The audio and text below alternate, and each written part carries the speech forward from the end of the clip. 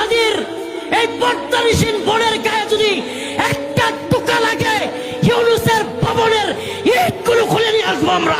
Interim গভর্নমেন্টকে আমরা সুস্পষ্ট হুঁশিয়ারি করতে চাই, ডক্টর মোহাম্মদ ইউনূস এবং তার উপদেষ্টাদেরকে বলি, যেহেতু আমাদের কথাগুলো এই ইউটিউবারদের মাধ্যমে, মিডিয়ার মাধ্যমে সকলের কানে পৌঁছায়, আমরা তোমাদেরকে হুঁশিয়ারি উচ্চারণ করি,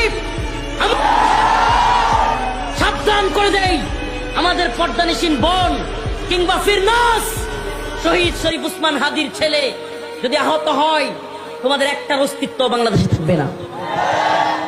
আমাদের যেই বোন শহীদ শরীফ উসমান হাদির স্ত্রী, আহলিয়া ওয়াইফ, যেই মহিলাটা, আমি নিজে ছিলাম ওই দিন যেদিন শরীফ উসমান হাদি ভাইকে শুট করা হয়, শুক্রবার সন্ধ্যার পরেই আমি হসপিটালে ছিলাম, বাইরের পাশে একেবারে ভিতরেও ঢুকছিলাম।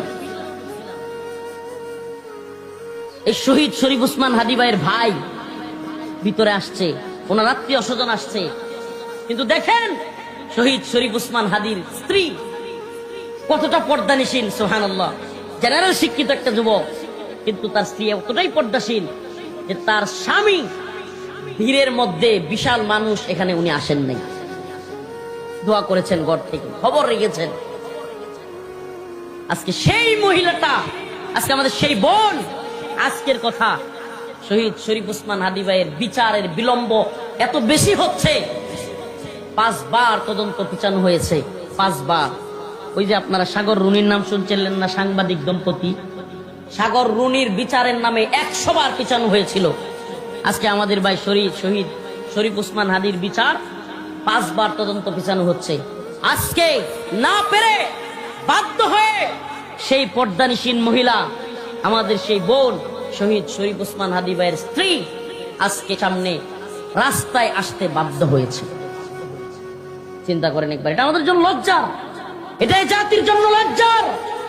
যে ছেলেটা বলেছিল যে আমি জানি, আমি যে সত্য কথা বলছি, বড় বড় নেতাদের বিরুদ্ধে, প্রশাসনের বিরুদ্ধে, আমলাদের বিরুদ্ধে, ভারতীয় আধিপত্যবাদের বিরুদ্ধে যে বক্তব্য দিচ্ছি, আমি জানি হয়তো আমাকে এই কারণে শহীদ করে দেওয়া হবে, মেরে ফেলা হবে। আমি তো জানি যে আমি ছোট্ট একটা জীবন লিড করব, হয়তো অল্প বয়সে দুনিয়া ত্যাগ করব, কিন্তু আমার ইচ্ছা, আমার আকাঙ্ক্ষা যে আমাকে যদি মেরেও ফেলা হয়, অন্তত পক্ষে আমার বিচারটা যেন করা হয়। প্রিয় ভাইরা আমার, বন্ধুগণ আমার, হে যুব সমাজ, আজকে যেহেতু যুবকদের উদ্যোগে